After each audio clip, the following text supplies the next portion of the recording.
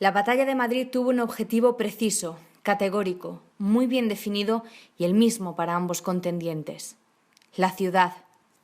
Conservarla a todo trance para unos, conquistarla a viva fuerza para otros.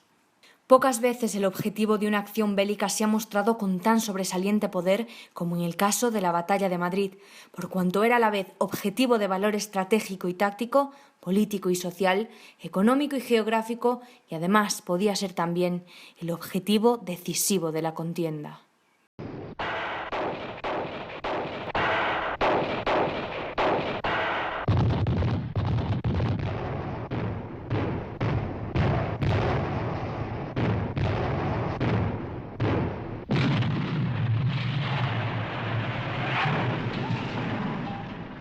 Madrid, julio de 1936.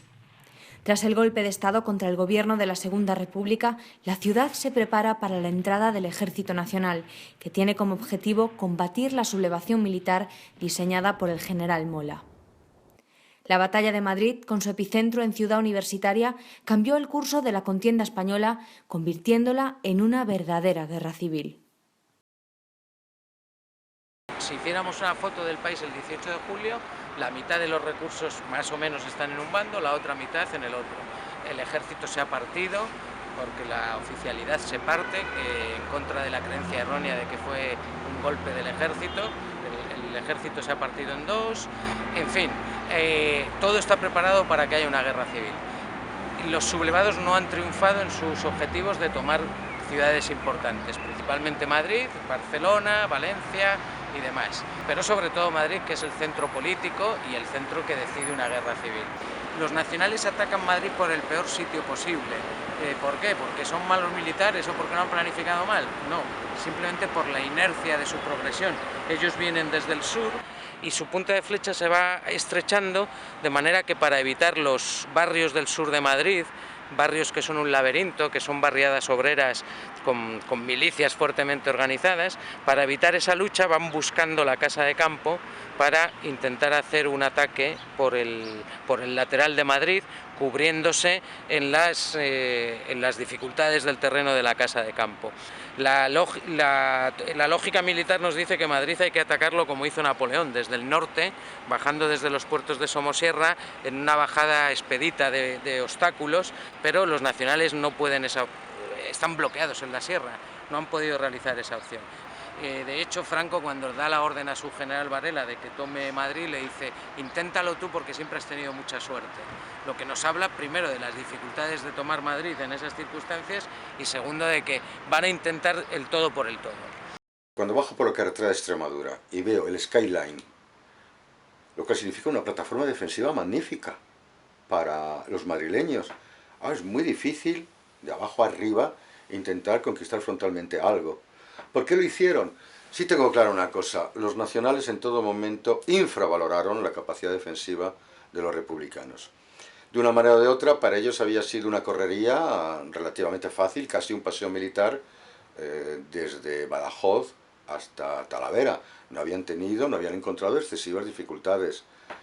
Los republicanos no dejaban de ser una amalgama de milicianos con escasa preparación militar, y los nacionales pensaron que la toma de Madrid iba a ser igual de fácil que hasta aquel momento había sido su marcha desde Badajoz hasta Madrid. Pero no, resultó justamente todo lo contrario. El 15 de noviembre, el general Asensio, que es el que manda las fuerzas que van a atacar Madrid, las unidades que participan directamente en la acción, le promete a su jefe que mañana cruzaremos el río con carros o sin carros, con carros de combate o sin carros de combate. Si el 15 de noviembre no lo cruzan, la operación se da por terminada. Y el 15 de noviembre logran cruzarlo después de un fuego demoledor de su enemigo desde el puente de los franceses, muy bien defendido por un comandante profesional, Romero, y en la universitaria les esperan unas milicias que llaman milicias catalanas. Una de ellas es la de Durruti. Si los nacionales se plantean un ataque por los flancos a la ciudad, seguramente la ciudad no hubiera tenido capacidad de resistencia. Ellos pensaban que la quinta columna era algo masivo, pero a la hora de la realidad no. Incluso para mi sorpresa, mucha gente pasiva políticamente actuó de manera activa en la defensa de la ciudad. Luego, está muy claro, a los 2 días las brigadas internacionales entran en danza también, lo cual significa, bueno, pues una capacidad defensiva considerable. Asimismo empezó a llegar la ayuda soviética, lo cual también significaba desde el punto de vista tecnológico que se incrementaron las posibilidades de defensa. Porque los madrileños, porque los madrileños, porque los madrileños, mamita mía, que bien te guardan, que bien te guardan.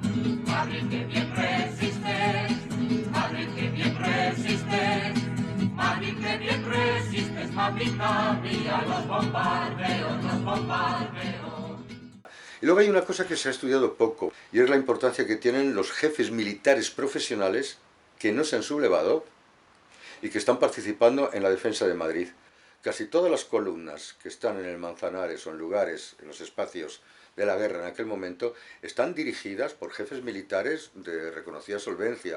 Es decir, la columna de Urruti y el hecho de que un jefe miliciano esté mandando esa columna es más bien excepcional.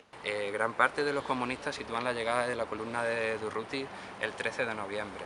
Sin embargo, este dato, como que entre otros apunta Kolstov, yo diría que es falso. Kolstov sitúa la llegada de Durruti el 13 de noviembre de manera interesada y gran parte de los comunistas así lo hacen también para achacar la derrota en los puntos claves de la defensa de Ciudad Universitaria y del puente de los franceses a la columna Durruti, cuando en realidad esta columna ni siquiera había llegado. La columna a la que hace referencia en varios escritos Kolstov u otros historiadores es una columna que efectivamente vino de Cataluña, pero que en ningún caso era anarquista ni anarcosindicalista y que no era la columna Durruti. La columna Durruti llegaría el 15 de noviembre y no sería hasta la madrugada del 15 de noviembre cuando se daría su primera acción. Los militares del cuerpo de ingenieros que se quedaron del lado de la República, que no se sublevaron, convirtieron la ciudad de Madrid a corto plazo en una ciudad realmente inexpugnable. En pocos libros esto sale a colación, pero el sistema defensivo madrileño, desde el punto de vista logístico, es inmejorable. Claro, todo esto colabora a que el fracaso de los militares sublevados sea evidente. Y además perdieron el tiempo, porque luego cuando intentan la conquista de la ciudad a través de los flancos, bien por la carretera de La Coruña, por la carretera de Valencia, Batalla del Jarama, o por la carretera de Barcelona, Batalla de Guadalajara, ya es tarde, porque ese sistema defensivo ya es un sistema defensivo muy maduro y, como digo, francamente inexpugnable. En noviembre de 1936 el gobierno huye a Valencia, dejando la defensa de Madrid en manos del general Miaja. Toda la ciudad se convierte en frente de batalla. Las columnas nacionales e internacionales avanzan a la vez hacia distintos puntos del frente, pero la población madrileña opondrá una fuerte resistencia. Se suceden bombardeos de ambas aviaciones. En tierra, el campo de batalla es una guerra de minas. La parte más dura de la lucha recae en Casa de Campo y Ciudad Universitaria, donde los bandos enemigos están separados por escasos metros. Los duros registros y saqueos convierten la ciudad en un cruento escenario de guerra. La lucha entre los distintos bandos es feroz y las bajas son incalculables. Desde el 22 de noviembre del 36 al 28 de marzo del 39, aquí hay una guerra de trincheras, que es el peor tipo de guerra para un soldado. Supone estar en una trinchera metido sin poder asomar la cabeza, supone estar contrayendo enfermedades porque las trincheras se llenan de agua, de barro. Todos estos recovecos de aquí, estos caminitos, están levantados en la reconstrucción sobre caminos de trincheras. Hay algunos que no, que estarían, pero todos estos caminos secundarios están elevados sobre antiguas trincheras. Aquí ten en cuenta que hubo más de 200 minas, o sea que no hubo día tranquilo en la universitaria. Esto es un embudo de una mina, que como os he dicho antes es un túnel que cavas, lo llenas de dinamita y vuelas. Esta es una mina que pusieron los republicanos partiendo desde Medicina hacia la trinchera, la primera línea de trincheras nacionales que vendría por ese senderito.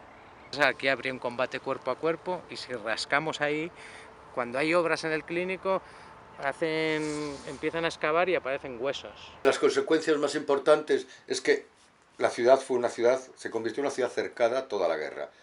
Y se convirtió en una ciudad cercada conforme se fueron desarrollando las distintas batallas por Madrid. Cuando finalmente Franco decide abandonar la conquista de Madrid, la ciudad apenas tiene un cordón umbilical que la une con Valencia. Y es la primera vez que tenemos en la historia de las guerras una ciudad que, además de ser ciudad y tener su propia dinámica como núcleo urbano, es frente de combate a la par. Porque es ciudad, retaguardia y frente a la par. Los tranvías siguen circulando, los madrileños y las madrileñas siguen yendo a su trabajo. Es decir, lo asombroso es la normalidad de la vida en una ciudad que es a la vez frente de combate. Pero la paradoja es que también es retaguardia. Hay que ir parapetando los pasillos con muertos, porque no tienen otra cosa, y van delimitando el frente con muertos. Se tiran bombas de mano por los huecos del ascensor, en fin, la lucha es tremenda.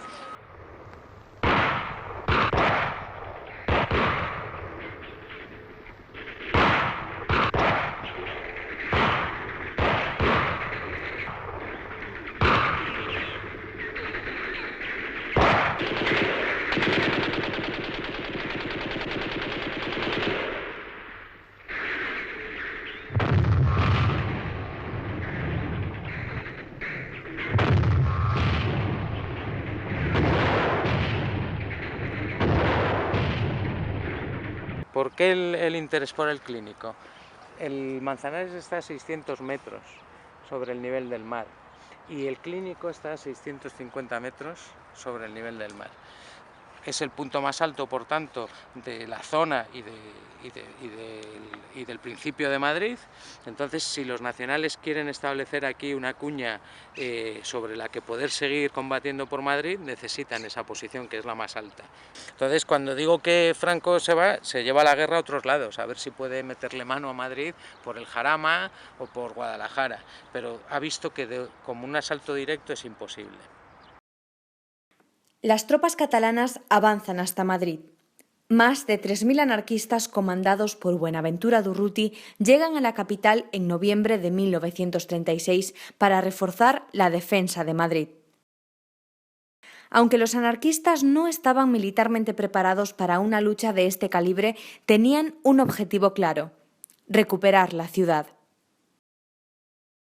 Lo primero destacable en cuanto al grupo anarquista CNT-FAI o a los diferentes grupos anarquistas que intervinieron allí, sin duda, fue la resistencia al golpe de Estado que se dio el 18 de julio, empezando el 17 de julio en África.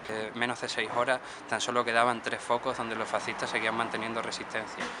Uno de esos focos, sin duda alguna, yo diría el más importante, será el de Ataranza, donde Ascaso perdería la vida. Allí había dependencias militares, era muy importante conseguir esos puntos porque se podía abastecer de armas así como de munición, y la revuelta sin duda alguna necesitaba estas dos cosas. El movimiento anarquista español es un fenómeno único por las proporciones que alcanza. Cuando estalla la guerra, la CNT tiene 1 millón de afiliados. Lo más destacable de Durruti, de la CNT o de la columna Durruti, de la FAI, como queramos llamarlo, de los grupos anarquistas en general, fue una vez conquistaron reducir a todos estos focos facciosos que quedaban en Barcelona, su avance. Esta gente muy pronto propondría que la revolución se tenía que dar en el territorio que fueran conquistando, pero a su vez que no se podía quedar ahí. Esto será una de las principales diferencias después con el Partido Comunista y que provocará unos conflictos muy duros, como se verían en la Telefónica o en otros tantos sitios. Entonces Durruti se afilió a la CNT porque casi todos los anarquistas se aliaban al sindicato, pero él era acrata puro. Para Durruti la concepción del socialismo tiene que ver con la acción. Él dice: el socialismo, si no es activo, no es socialismo, porque entiende que la acción revolucionaria debe ser una constante en la vida de las personas. Para mí el hecho más importante sucede en 1927. En ese momento Durruti conoce a Néstor Machno, uno de los principales referentes anarquistas de la Unión Soviética. Será Néstor Machno el que realiza quizá la defensa más sorprendente en la Unión Soviética de un territorio frente a 2 ejércitos. Y Machno influirá muchísimo en el pensamiento de Durruti, sobre todo en la guerra civil. Yo creo que la significación de Durruti en la defensa de Madrid es más psicológica que otra cosa. Claro, implicó por un lado que la ciudad no estaba sola, que había otros lugares de la zona republicana y otras gentes, en este caso que estaban en Aragón, muy preocupadas por el futuro de la ciudad. Él pasa enseguida a la acción, a la rebeldía y a lo que llaman los anarquistas la acción directa. Y eso le lleva a convertirse en, unos dicen, en un Aquí es donde entran en discusión las distintas teorías. Unos dicen que un luchador por la causa anarquista, otros dicen que un pistolero. Yo creo que tiene de ambas cosas. Se formó el año 1923, en circunstancias muy aciagas para nuestro movimiento, muy tristes para toda la clase trabajadora. Dueños casi de la ciudad eran las bandas de pistoleros del Sindicato Libre que patrocinaba la patronal. Sobre las ruinas de la burocracia se alza la labor febril de los sindicatos obreros. El movimiento obrero tuvo que hacer frente a diversas formas, a diversos problemas para poder obtener el dinero. En este sentido realizó varios atracos, entre los cuales esta gente, Durruti, los solidarios, etcétera, etcétera, estaban presentes. Este hecho le llevó a mucha gente a decir que estos hombres no eran más que bandoleros, no eran más que delincuentes, etcétera, etcétera. La propia madre de Durruti, muchas veces preguntada por esto, decía: yo no sé si mi hijo maneja millones, lo único que sé es que a mi hijo, cada vez que viene a casa, le tengo que comprar ropa de arriba abajo y pagarle el billete de vuelta a su destino, porque no tiene dinero. A la muerte de Durruti, como se puede comprobar, en su maleta tenía poco más que 2 pistolas, unas alpargatas viejas y ni siquiera el traje, que se lo tuvieron que dejar para su entierro en Montjuïc. Durruti era un hombre de lucha. Sin embargo, diversas opiniones se contradicen en cuanto a su papel en la batalla de Madrid. Su pronto fallecimiento mientras luchaba por recuperar el hospital clínico diluyen las esperanzas de saber si su papel fue o no clave en la defensa de la ciudad. Durruti efectuó diversas acciones, sobre todo centradas por esta zona en la que nos encontramos, con objeto de conseguir, por un lado, revertir el empuje de la fuerza sublevada del fascio, así como por otro lado tratar de conquistar territorio. Durruti, llegado noviembre de 1936, es llamado por la CNT a diversas asambleas del comité y se le encarga que vaya a Madrid. Durruti en un principio es reticente porque está encantado de lo que está sucediendo en Aragón, su tierra tiene mucho apego. Sin embargo, la convicción que le dan diferentes compañeros le hace venir a Madrid. A lo mejor su papel enturbió más la defensa y a lo mejor tenía razón Durruti en quedarse en Aragón, donde hubiera prestado un mejor servicio que venir aquí. Lucha en la primera línea, tiene que retirarse por el empuje del enemigo, sus unidades luchan en el clínico y luchan bien, y él, en una acción que le honra de intentar retomar el clínico y el honor que ha perdido en Madrid, muere para intentar salvar ese honor. Ese es el papel. Había milicias socialistas que lucharon muy bien, estaba el 5º Regimiento Comunista que luchó muy bien, fuera de ideologías te hablo, estaban las unidades del ejército regular que lucharon muy bien. El puente de los franceses lo defendían carabineros, la guardia de asalto, la guardia civil. Entonces, bueno, es un esfuerzo colectivo. Ojo, en los dos sentidos. Hay pueblo madrileño que está a favor de la República, pero hay mucho pueblo madrileño que no lo está y también soporta estoicamente los bombardeos, las penalidades y demás. El drama de una guerra civil, el país partido. El 20 de noviembre de 1936, Durruti decide salir del hospital clínico y dirigirse a Ciudad Universitaria para ver dónde están sus hombres. Mientras se dirige en su coche a la zona de combate, recibe un disparo en el pecho y es herido mortalmente. Aunque existen varias teorías sobre su muerte y las circunstancias de su fallecimiento, el origen de ese disparo todavía no se ha esclarecido. Se produce una desbandada de la columna Durruti. Están presionando los moros y los legionarios y de pronto hay un caos, una retirada muy caótica. Y yo lo que veo es que en el intento de frenar esa retirada caótica es donde se produce el accidente. Digo que es un accidente, quiero decir que no es una muerte derivada de una conjura de ningún tipo. Ni siquiera es una muerte derivada de una desobediencia de gente de su propia columna, sino en un momento caótico sucedió eso, lo cual me da lo mismo que fuera que se le disparó el arma a él, que a otro compañero se le disparara.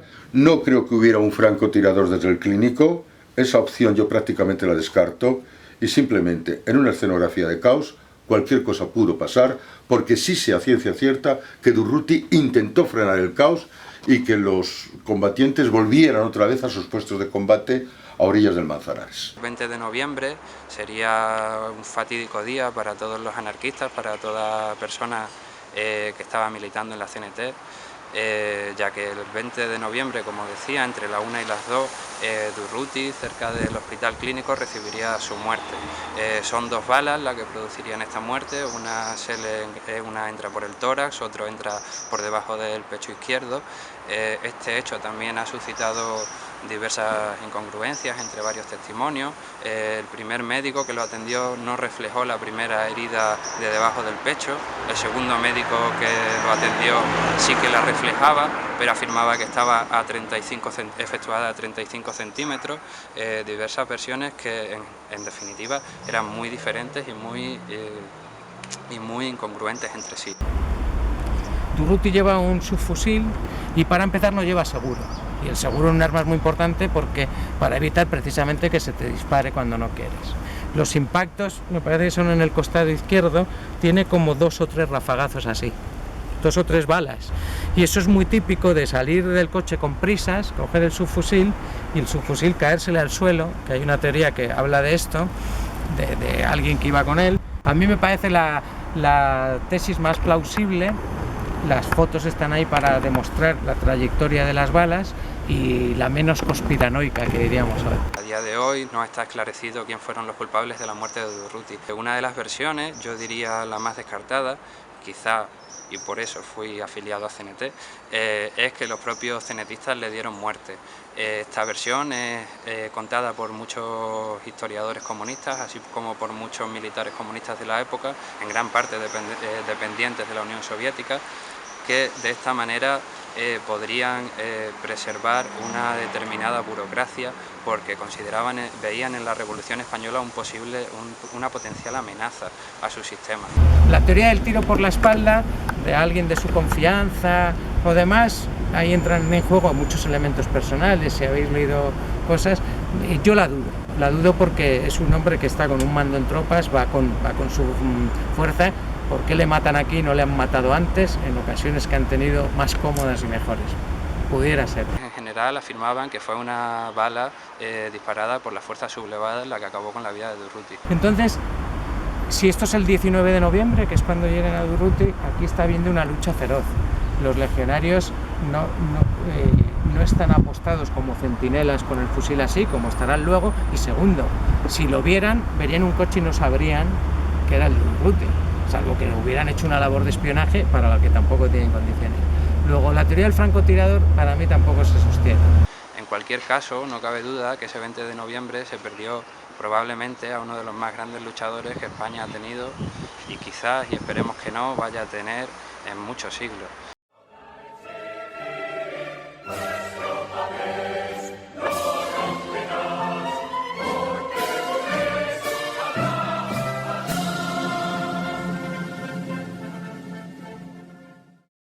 Yo creo que la República tiene perdida la guerra, desde luego, no hay ninguna duda, y la tiene perdida posiblemente desde la batalla de Teruel.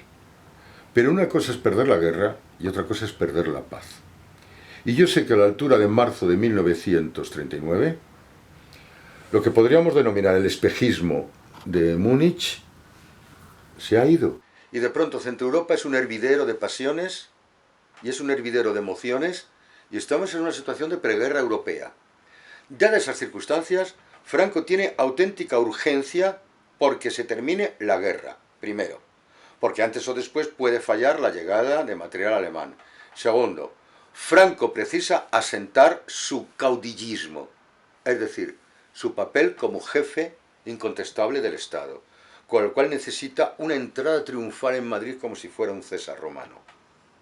Cuantas menos posibilidades de resistencia republicana se dan, tanta más gloriosa será su entrada.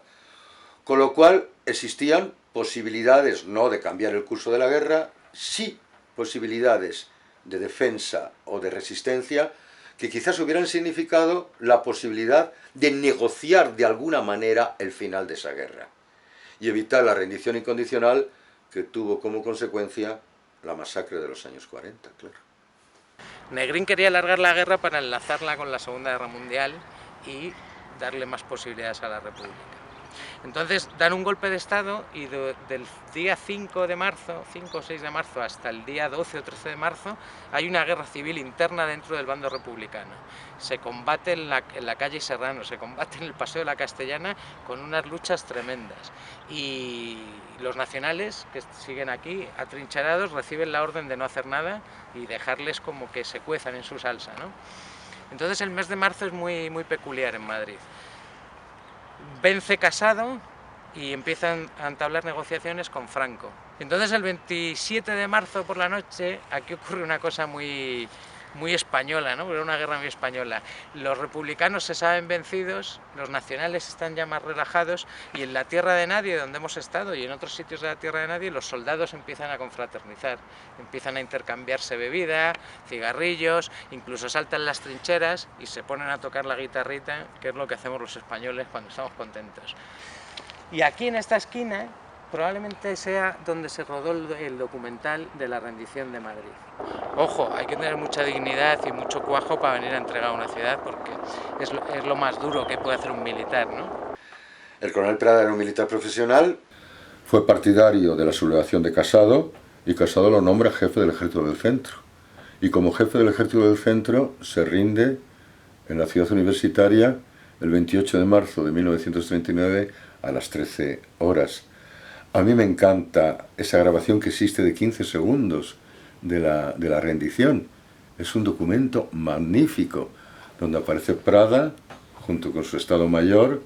A la izquierda del coronel Prada aparece un señor de paisano, que es un capitán médico, Medina Garijo, y Medina Garijo era uno de los jefes de la quinta columna madrileña, y Medina Garijo es la persona que dio a Casado lo que se denomina las concesiones del Generalísimo.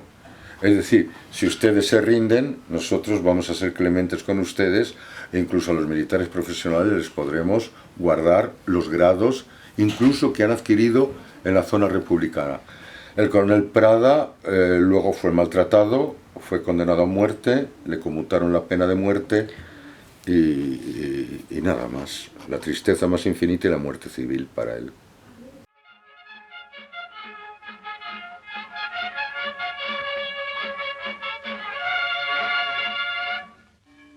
Está entera aquella hora llena de alegría y de contento, siguiendo el ejemplo del buen suceso de Madrid, echaba al vuelo sus campanas, campanas de nuestras catedrales, que en el norte y en el sur, en el levante como en el oeste, gritaban al viento que Franco es invencible y que Madrid era ya de España. Es que Franco promete y promete y promete para que se rindan de una puñetera vez, y su entrada triunfal, el desfile de la Victoria, unos días después, el famoso desfile de la Victoria por la Castellana. Entonces él aparece como el César victorioso. Y además toda la escenografía recuerda a Roma, que es verdad, el César victorioso que entra sin el laurel, sin la corona de laurel y sin el escrito ese famoso de "eres mortal". No, nada de eso. Pero entonces no hay que entender un acto heroico el propio hecho de la rendición. Prada es un señor que está perfectamente de acuerdo con la rendición de Casado, la rendición incondicional de Casado, y el coronel Prada lo que cree es que no le va a pasar nada en absoluto, incluso que va a poder conservar el empleo militar y el grado de coronel, porque al principio de la guerra él es comandante nada más, asciende de comandante a teniente coronel a coronel. Cualquier visión un tanto romántica de la persona que está dispuesta a sacrificar su vida por una cuestión de dignidad no corresponde a la realidad de aquel momento. Prada ha formado parte del núcleo duro del golpismo contra el gobierno de Negrín, sencillamente en función de las promesas que está haciendo el general Franco, que desea que la guerra termine lo antes posible para su propio beneficio y además que termine de la forma más sencilla y más triunfal, es decir, con una entrada triunfal en la ciudad. Eso está muy claro. Simplemente el coronel Prada pues está abatido. ¿Cómo van a sentir abatimiento? Porque el coronel Prada es republicano, eso no hay ninguna duda, pero es fuertemente anticomunista, eso está claro, es fuertemente antinegrinista, no está de acuerdo en cómo se ha llevado militarmente la guerra en el lado republicano y es partidario de la rendición incondicional, pero siempre pensando en que Franco va a ser clemente. Y Franco no fue clemente. En mi casa siempre se ha contado la historia de mi abuela, que salió con mi madre, que era una niña, salieron disparados. ¡Ah, qué bien! Esto se ha acabado, creyendo realmente que se había acabado. Y la sorpresa fue cuando unos días después llamaron a casa unos falangistas preguntando por mi abuelo para llevárselo y preguntando por mi tío Eduardo también para llevárselo. Y comprendieron que la guerra no había terminado. No había llegado la paz, había llegado la victoria, pero no la paz. He aquí el último acontecimiento militar de la guerra. El gran desfile militar de la victoria en Madrid por el Ejército del Centro ante su excelencia el jefe del Estado y generalísimo de los ejércitos nacionales. El caudillo, acompañado del general Saliquet, atraviesa Madrid entre las aclamaciones de una multitud que desde la madrugada invadía las calles de la capital. Momentos después, ocupa la tribuna presidencial, situada en el centro del Paseo de la Castellana. El general Varela procede a la imposición de la gloriosa insignia. El gobierno, en nombre de la patria, acuerda conceder la gran cruz laureada de San Fernando a nuestro heroico caudillo por haber salvado a la patria y por sus virtudes militares heroicas. Yo, como más caracterizado y como delegado de gobierno, tengo el altísimo honor de imponer la gran cruz laureada a nuestro gran caudillo.